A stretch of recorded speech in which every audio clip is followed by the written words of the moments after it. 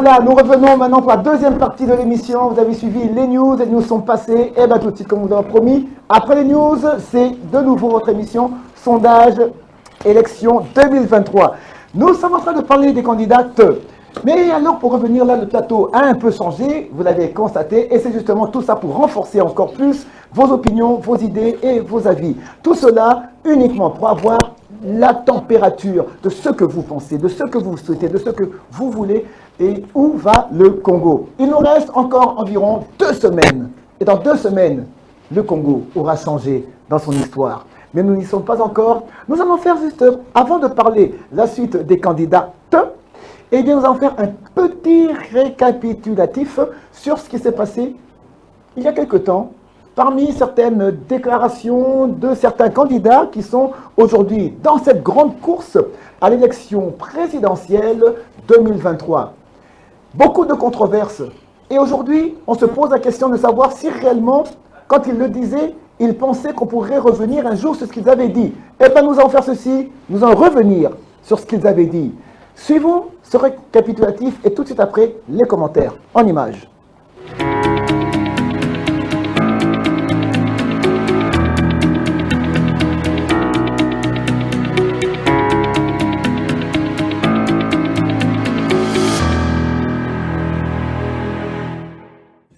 C'est rien.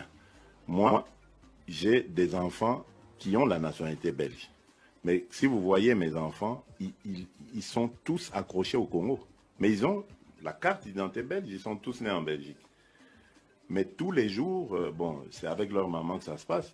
Maman commence à dire, ah oui, mais on a encore annulé les élections, c'est quoi ça? Ce sont des Belges, hein, Bazo qui paie Makamba Congo. Donc vous voyez que il faut créer. Le Congolais, je ne sais pas, il y a quelque chose.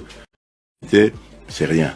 Moi, j'ai des enfants qui ont la nationalité belge.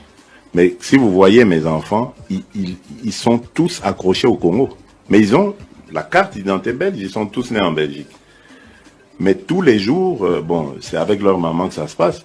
Maman commence à dire, ah oui, mais on a encore annulé les élections, c'est quoi ça? Ce sont des Belges, hein, Bazo qui paie Makamba Congo. Donc vous voyez que il faut créer. Le Congolais, je ne sais pas, il y a quelque chose. C'est rien. Moi, j'ai des enfants qui ont la nationalité belge.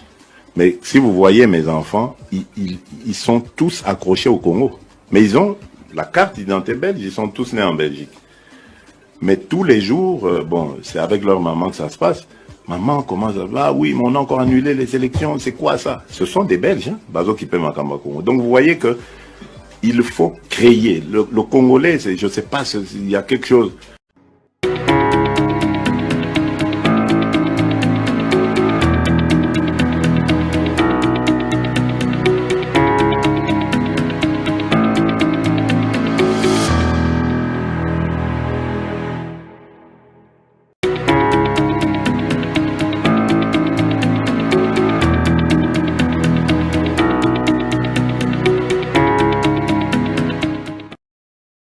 D'instant, on va revenir parce qu'il y a encore d'autres images, certaines interventions. Là, nous avons suivi d'abord l'intervention de M.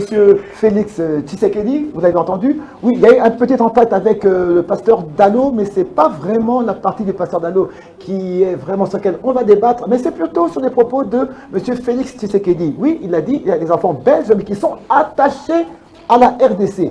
Comprenez par là, nous effleurons un peu cet aspect-là qu'on appelle depuis un certain temps ce qui pourrait devenir une loi, qui risquerait de devenir une loi, qui pourrait être légiférée, la loi de père et de mère qu'on appellerait la loi de Chani. Mais on n'y est pas encore, c'est juste une esquisse. Mais de là, les propos de Félix Tshisekedi sont bel et bien clairs. Alors directement, avis et opinion du public, avec ce que vient de dire M. Tshisekedi. Je passe d'abord la parole à Mme Julia, qui vient de nous rejoindre ici. Je vous rappelle, directrice générale de la télévision Mandico TV et aussi de Mandico Holding.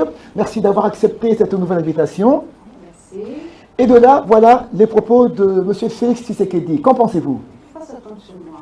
Ben, parce que vous venez d'arriver. Bon, c'est un peu bizarre. Moi, je trouve que voilà, le président de la République, en ce moment, il passait sur Top Congo. Oui. Il avait déjà postulé en tant que président. Il attendait les résultats des élections. Donc, en fait, il était pleinement conscient de ce qu'il disait. Et il savait ce qu'il disait en fait. Donc il était conscient que en ce moment, est-ce que lui-même d'abord il était congolais, bon, je ne sais pas, mais il affirme qu'il a des enfants belges. Et je pense que dans sa mandature ici, il a nommé un de ses enfants à la tête ou à la gestion d'une des entreprises publiques. Je crois que c'est son fils. Alors, je ne sais pas si c'est son fils qui est belge, il a dit qu'il a des enfants. Il n'a pas précisé lequel. Mais si il a des enfants qui peuvent nommer, qui ont des nationalités contraires et qui peut nommer, alors je dis pourquoi on devrait avoir une campagne basée sur l'identité ou la nationalité d'une personne si, en tant que président, tu reconnais que ça ne pose aucun problème. Oui. Dans son discours, il dit que ça ne pose aucun problème. Et il avoue clairement, il n'est pas gêné, il n'est pas. Voilà, il est complètement détendu. Il dit. Non, juste là, il n'est pas gêné. Pourquoi est-ce que ça devrait. Est-ce que ça devrait gêner cette situation-là, cette position? Maintenant, c'est un peu le discours de voilà, candidat des étrangers. Bon, quand on dit candidat des étrangers, c'est quoi? C'est quoi? Qu'est-ce que ça veut dire? La nationalité. Voilà. Ou, parce que voilà, est-ce que si je serre la main de François Hollande, ça fait de moi un Français, ou un Hollandais. Voilà, oui, François Hollande. Voilà, c'est bizarre un peu, hein, je sais pas. D'accord. Mais Oui. je trouve qu'à un certain moment, quand on veut aller brûler les hautes fonctions, on va avoir des réserves. Oui. On va avoir des réserves parce que nos mots finissent par nous rattraper. Exactement. C'est ça. Oui. Maintenant, je vais parler depuis tout à l'heure, effectivement.